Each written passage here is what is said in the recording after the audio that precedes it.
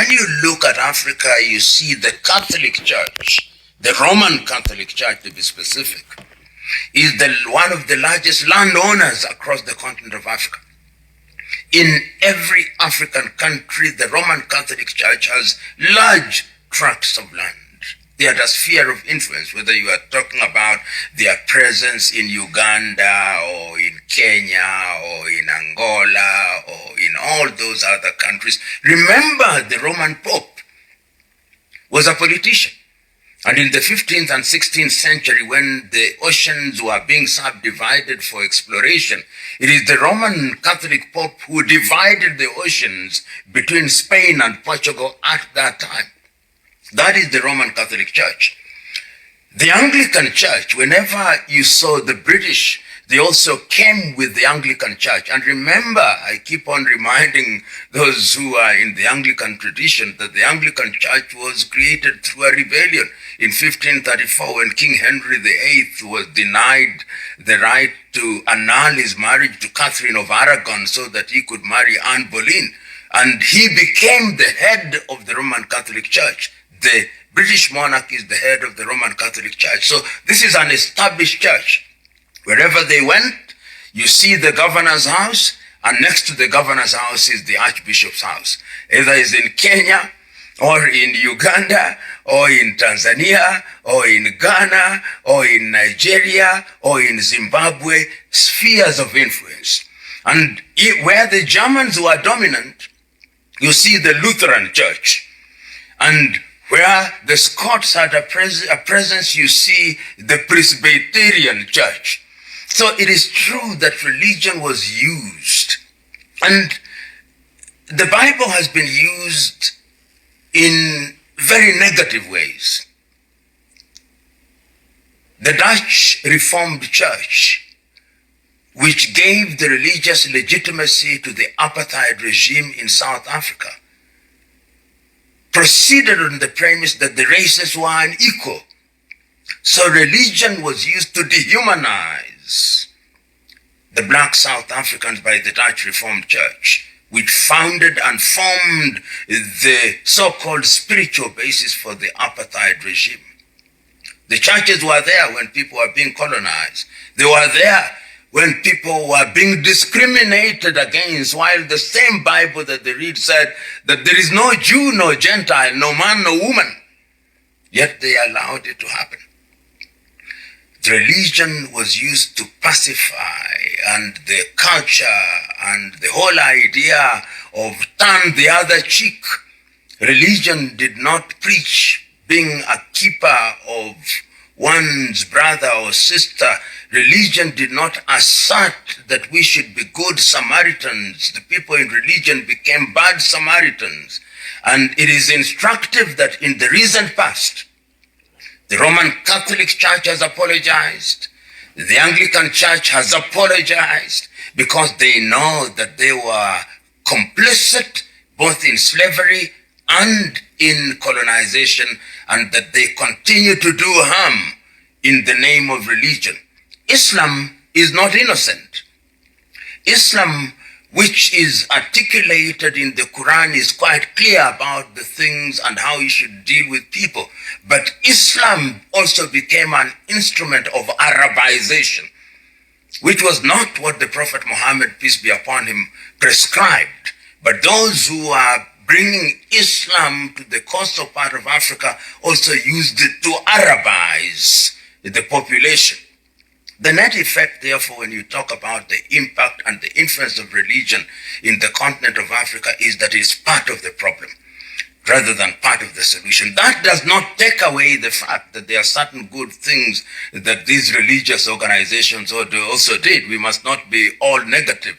It's true that in a number of areas they improved education, therefore eliminated illiteracy. It is true that they built hospitals and therefore helped in the reduction and elimination of diseases. But when you put it on the weighing scale, the impact, the negative impact of religion psychologically and otherwise continues to be an albatross that hangs on the neck of the people of color in Africa. And something must be be done to decolonize religion in order that we may indeed enjoy the dividends of a relationship with God. And if you look at the history of Africa, there have been attempts at fighting that. In the 16th century, in the Democratic Republic of Congo, what we call it now, in the Congo Kingdom, there was a lady called Keetaa or Donna Beatrice, who told his people that indeed, of course, debatable, Jesus was black and was a Congolese. But I can understand where Keetaa or Donna Beatrice was coming from. She was trying to tell the people that we should not simply accept the version of Jesus that has been brought to us from Europe and America. And when Donna Beatrice left, in the same Congo, there was Simon Kimbangu, who also came and made certain contribution. In fact, when Kimbangu died in 1951, he had already predicted that Congo would be free. He had already predicted that there would be economic recovery. So there have always been Africans who have tried to appropriate the good aspects of religion, whether it is Islam or it is Christianity. In the Islamic tradition, we remember the activities of Uthman Dan Fodio or Uthman Dan Fodio in the northern part of what is now Nigeria, and his version of Islam, trying to give it an African flavor so that it's something that is positive to the people. So whenever we talk about religion, we must understand that it had and continues to have a very negative impact on African peoples, preaching a gospel where we think that prayer without work will be the mother of all the things we have ever wished for. Yet we know that the divine instruction was that you shall eat by the sweat of thy brow. You know, religion is man-made. And anything that is touched by man and made by man, particularly many of these organizations, including religion, they have an agenda, hidden or otherwise. So the more religious you are, sometimes the less spiritual you are. Because religion creates hierarchy. You have the archbishop, you have the pope in the Roman Catholic, you have the cardinals, you have the archbishops, you have the bishops, you have the priests. And all of them enjoy Pharisaic life. They love life. And we have history of popes who engaged in all manner of criminal activities. And they wanted to be worshipped. In fact, when I look at the history of the Roman Catholic Church, and I look at how Martin Luther came out with his 95 Theses at the church in Wittenberg, when he's saying that the popes must stop using the church for evil purposes. It was a rebellion against religion. When you look at the Anglican Church, you can see how religion was used to deify man. When you look at Islam, we have had versions of Islam where people preach everything that is contrary to the instructions of Allah and the Prophet of God, Muhammad, peace be upon him.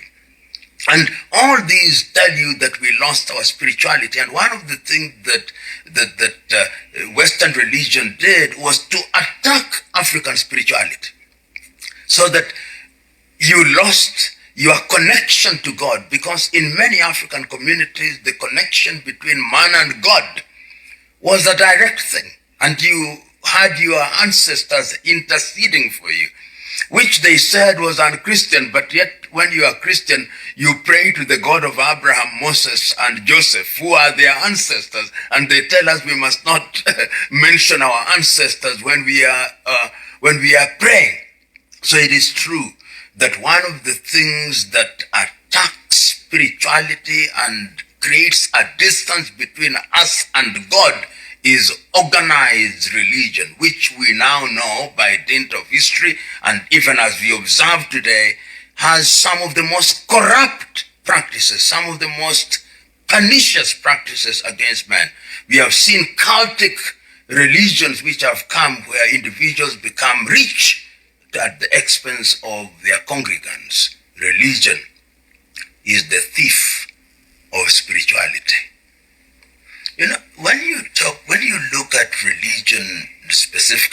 spirituality rather than religion. God, in his own divine way, having created man, ensured that man's environment, wherever he or she was, whether he's in Europe or America or in the Middle East, there is a sense in which your connection with him, to mean God, was mediated through many ways, including nature.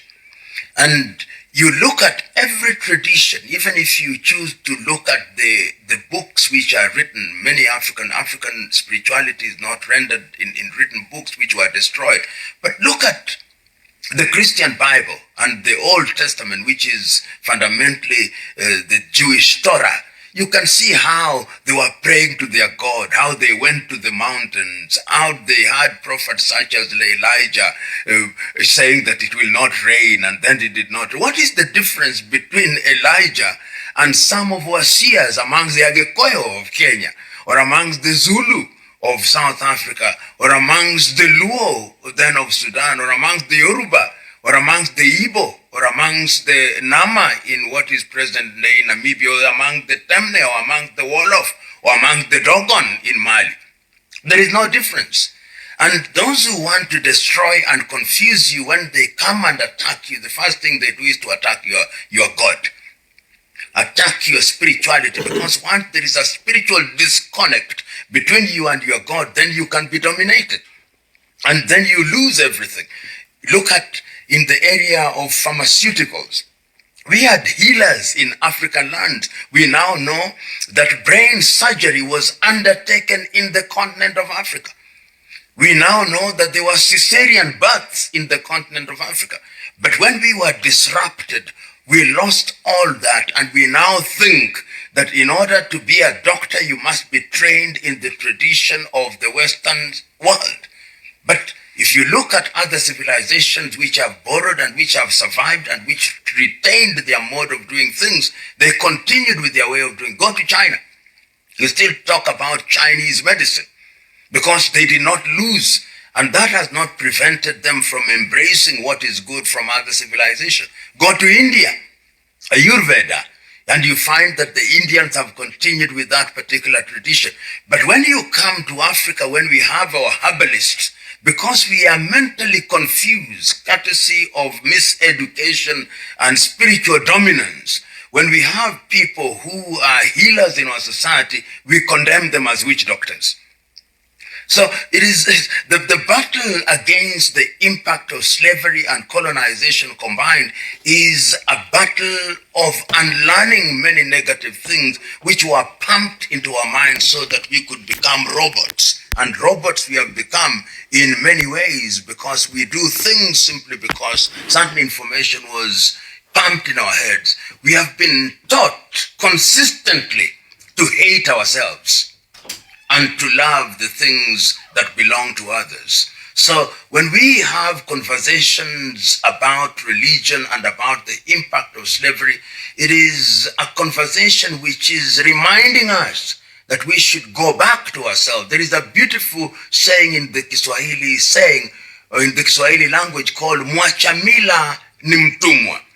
If you abandon your culture and tradition, you become a slave. And that is exactly what happened to us. We abandoned our culture and tradition and way of doing things, and even when we deny it, we are still slaves, mentally. When you look at African traditional religion, and we use the word religion because I'm speaking in English. If I was talking in some of the African languages, perhaps I would not use the word religion, but spirituality. One of them, as we know, is Simon Kimbangu, who was himself a Baptist, started as a Baptist preacher, and then moved on to form his own church, if you may, or his own religious movement. And Kimbanguism is an example of one of African religions which has survived today. In fact, in the year 2011, during the presidency of Joseph Kabila, they held a conference to discuss the life of Simon Kimbangu. And there are many Kimbanguis. In fact, it is estimated that there are 6 million people in the Democratic Republic of Congo who follow the diktats of Simon Kimbangu. And Kimbangu is not the only African who has been in that space. In Kenya, for example, we have had several African religious movements which were called African tradition religions. Akorino is such a religion in Kenya. Nomia is such a religion in Kenya. Legio Maria is such a religion. And if you go to West Africa, you'll find similar activities, and even in Southern Africa. And what has happened is that these African religions have much more spiritual rigor as opposed to the very formalistic Western religions like the Catholic Church or the Anglican Church or the Episcopalians who are now in the United States of America and are in communion with the Anglican Church, or the Methodist Church or the SDA Church. African religion is indeed alive and well. And where it is, it resonates with the people. If you go to Benin, for example, you'll find them. And of course, those who are in the business of condemning everything Africa, including us Africans, are quick to dismiss them, that those are not in keeping with what we understand religion to be. Yet they forget that many of these religions are man-made and have corrupted the message of God.